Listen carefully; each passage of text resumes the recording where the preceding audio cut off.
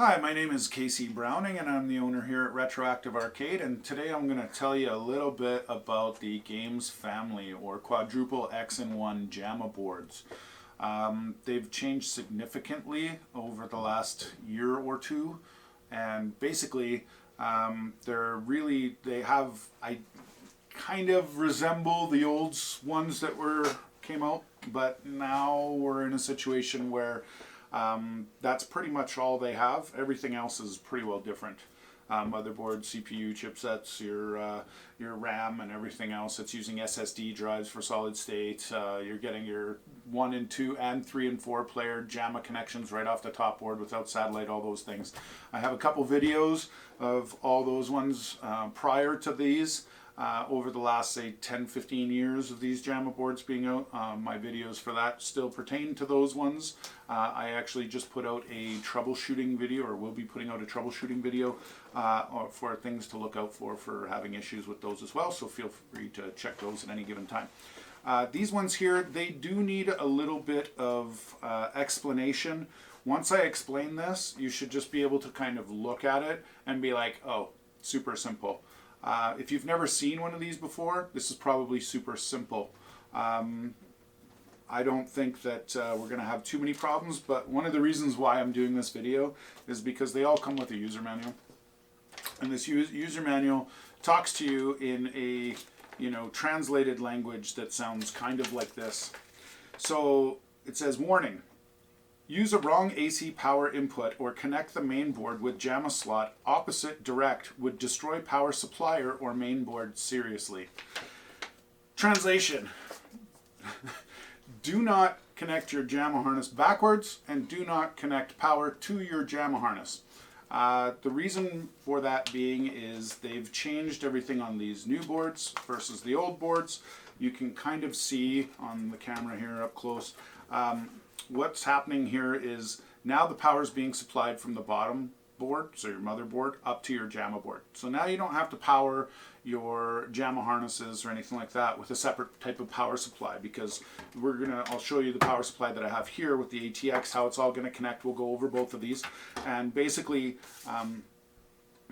in the end the power is all just coming from the bottom. So don't connect power to the top. You will fry the little IC chips and stuff like that on the top board here. And if you connect them backwards with power, you'll fry it all the way down through the motherboard. So you don't want to do that.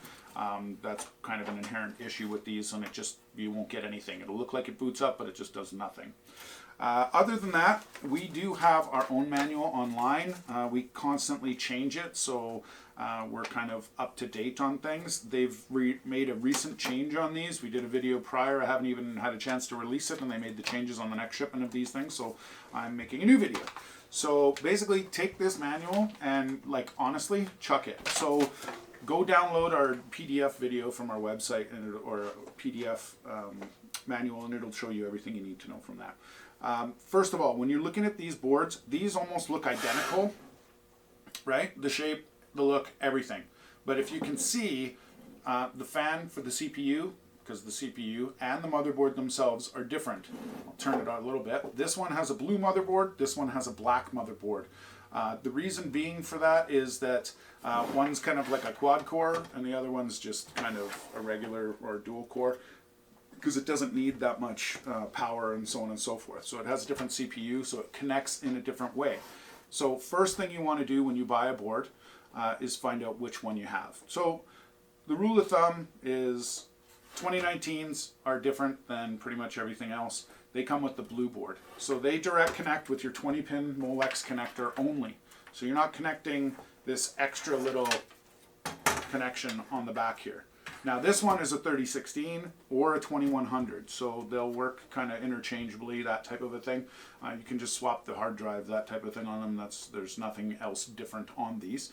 You need to have that extra 12 volt 4-pin Molex connector connected for that to run properly. Otherwise you're just going to get no video. It's just going to be dead. It'll look like it's running and it'll look exactly like the 2019, but you just won't get any video, no nothing, no response, nothing out of it. I'll show you how to hook it up here in a minute. It's super simple. And the only other options you're going to be looking at is your VGA ports and you're going to be looking at your 3.5 millimeter connector here for your green port there.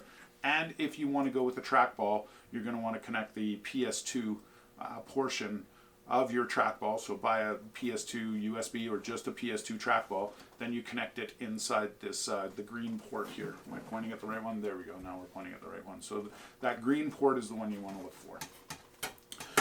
Just to show it off while I got you kind of in there, is this is the new SSD drive. I think it's only a 16 gig or a 32 gig drive, but you know, these things now are pretty much bulletproof.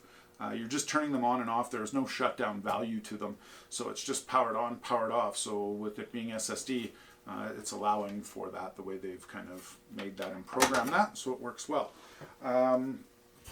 The fan on the 2019 is really, really loud. I find that the fans on the 2100 and the 3016 are not. They're very quiet. They're a little bit easier to use, that type of a thing. Well, I guess they're just more user-friendly because they're not blasting the air through it. The pinouts for your dip switches. This is dip switch number 1, or switch number 1, switch number 2. Dip switches are numbered on there. They say on and off. This one, you always want to have switch number 1, dip switch number 1 to on. All that does is just allow you to coin in when you activate a game versus leaving it off, and then what that'll do is just you can coin in the menu, and when you go into the game, it'll just add all your coins and do all that kind of stuff. I think it maxes out at 20 coins anyway. Some games will max out at 99, so it gets really annoying when it's like bing, bing, bing, bing, bing, bing, bing, and then you get out of that game, you go to the next one, it keeps doing that whole thing. So I always set them to 1. They usually come from the manufacturer set to 1, just because it is an annoying factor. As for the JAMMA harness connections, so on here, they're both exactly the same. There's nothing different on there. You've got your 1 and 2 player. You just plug that in there. 3 and 4 player, plug that one in there. The old ones needed a satellite board, no longer needed. And neither one of these get power. I couldn't stress enough. Do not add power to your JAMMA harness. I'm going to show in a little section in this video on how these are connected. I'm going to use the 2019 as an example. With that, I'm going to show where I've actually cut the power input off of the JAMMA harness so that it's going to a customer, so that they don't play around with it or mess around with it. There's just absolutely no way that they'll be able to connect it or do anything to wreck it later on for whatever reason. Now, so sound, when you use the 3.5 millimeter jack there, it's recommended to kind of to connect it to an amplifier, get better sound, get that kind of a thing. If you don't, you can use it through your JAMMA harness. There's some there's some speaker wire and stuff that goes off there.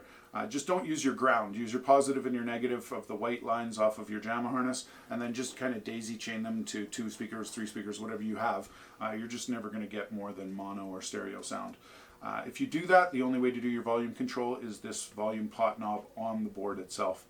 Minimum, maximum, that's it, that's all. So you'd have to open your cabinet or whatever it is to access that, to turn it up and down.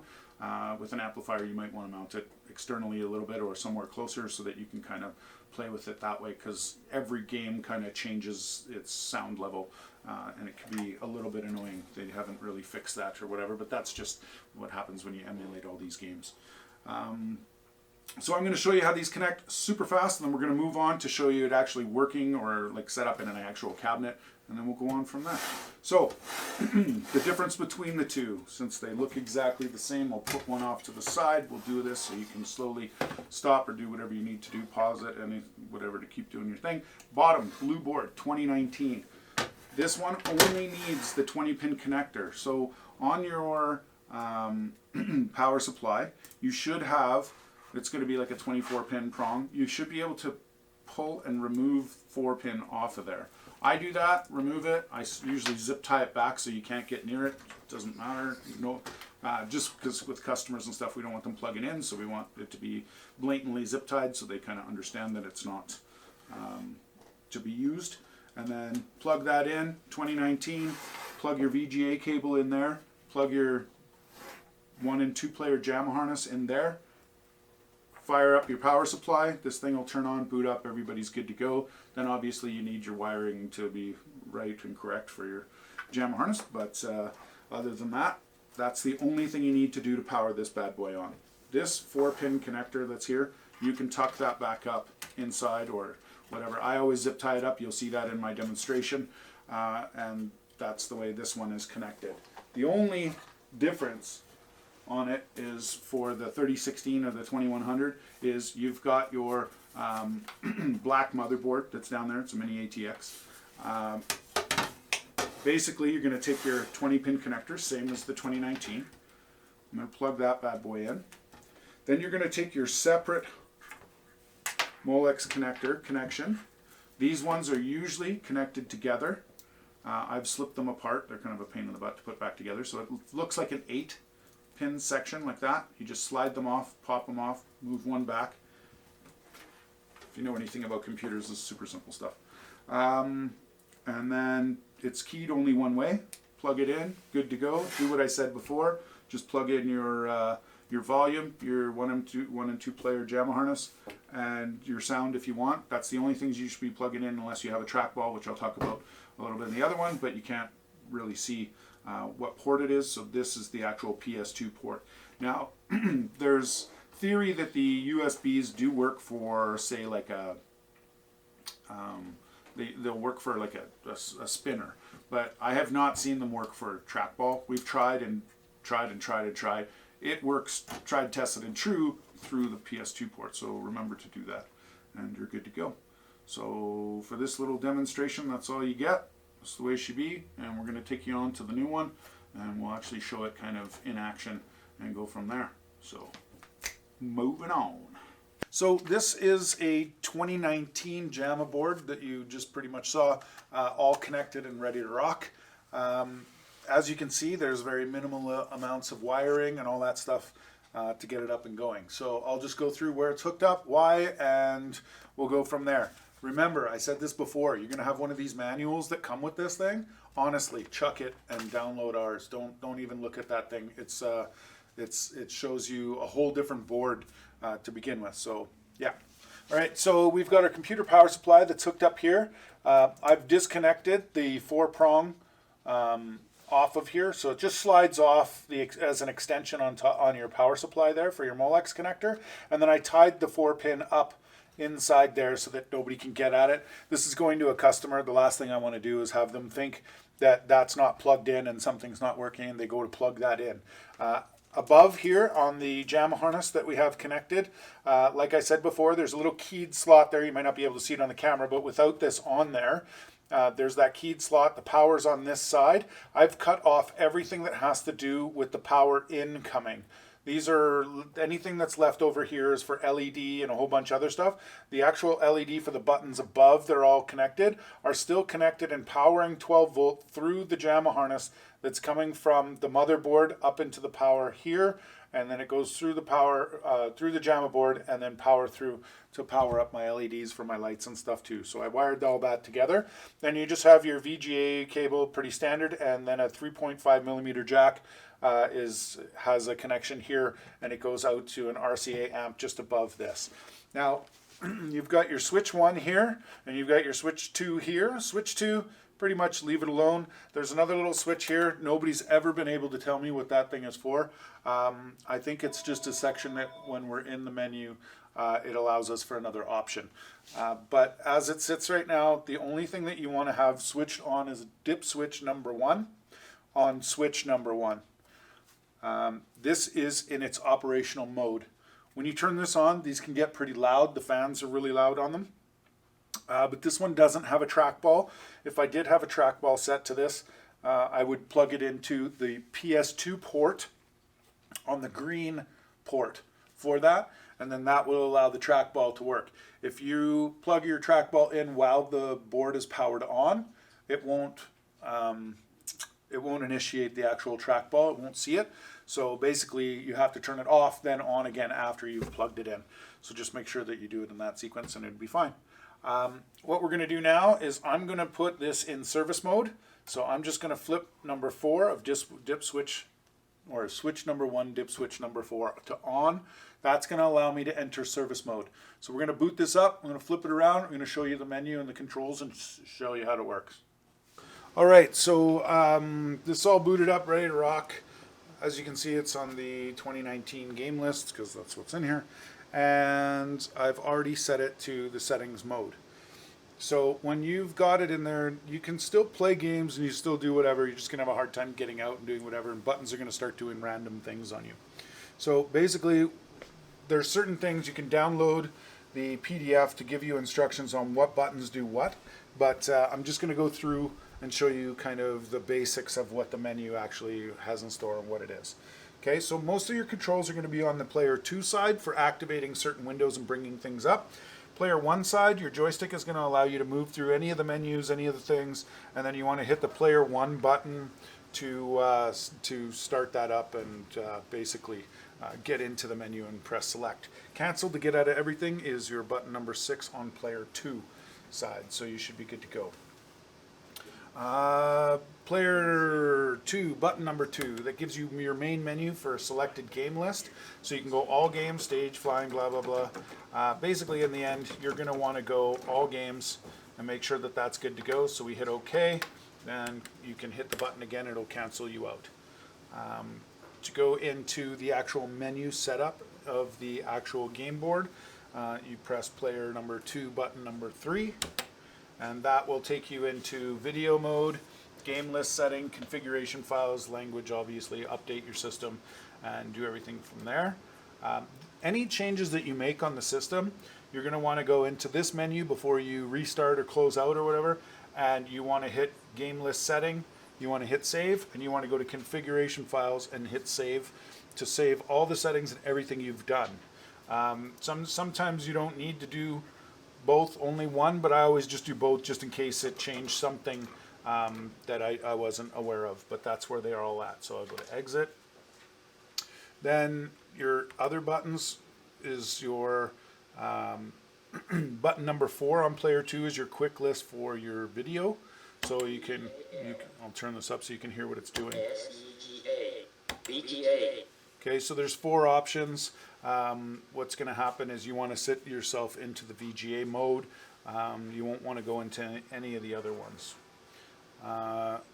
Then you're going to want to press your, which one is it? Special MISC. So to go through the thing is player 1, button number 2 will allow you to go through all your different game settings. Same with player or button number 1, so it's forward and back is what that is. It's giving me the option on my player button number 3 now to do the same thing as I did before on player 2, which I don't know why it's doing that, but that's fine. So that's basically your options when you're doing that. Now when you go into your games, okay, so this one will be easy to read. We're going to go into 2-on-2 open ice. We'll fire it up. So while in there, player 1, button number 6, that'll bring up our general menu. You can go scroll through the menu with your joystick. To select any one of these, it's like I said before, player 1. So we can go input this game, input general, custom buttons. So if you want to remap your buttons or do whatever for the entire game list, that's going to be your general input. Input this game is specific to this game only. Custom buttons are going to be custom buttons for this game. Auto fire settings are going to be for this game. Dip switches, so on and so forth. So if we go to the dip switches, we can just hit OK. So then you can see your coinage source, so on and so forth. So you can change all your options there. Return to main menu. We can go to, let's go input this game. So it's going to tell you, you got player 1, joysticks, everything up, down, left, right. You can map all this stuff. To get out of it, you go either return to game or it's button number 6 on player number 2. Now when you finish all that stuff, to get out, when you're in the main menu, there's only one way to get out of this. You can't use the normal way that you would use it when you're in actual gameplay, not in your settings setup, is player number 2, button number 6. That'll get you back into the main menu. Before, if you say I made a bunch of changes and I did everything on that, basically what I'm going to want to do is go into my system settings, player number 2, button number 3, go down, hit the game list setting, hit OK. Now saves current game list. Yes, that's what you're going to want to do. It's going to take a little while and do that, so I'll do it in a minute, but I want to show you something else. So show and hide current game list. So there's a couple other games in here that I've got rid of. For whatever reason, we don't want adult because it's sent into some kids, maybe, possibly, family, that type of a thing, but we opened up the rest, so it's all good to go. Now we want to go save current game list. Yes. Yay, it's saved. Now you go configuration files, just because you say you were in one of the games and you changed some of the settings, dip switch, that type of a thing. You want to make sure you save the configuration. Yes. This could take a while because it's going through every individual game trying to save whatever's there. So whether you made a change or not, it's still going through every single game of the 2019. So it takes probably, sometimes it could take a minute, sometimes it could take 5. So yeah, basically in the end, that's your kind of setup on the way this works. When it just goes back out to the main menu, when we back out, when we're done, all you're going to do is exit. Now we're back here. You want to go back into the board. You want to flip that dip switch number 4 back to its original setting of off. Then you can start playing and doing whatever you want. You can feel free to reboot if you need to or whatever for whatever reason, but I don't think you do. You should be fine, and then you'll be able to play as normal, and all your buttons will restore to the actual actions of what they're supposed to be while in game.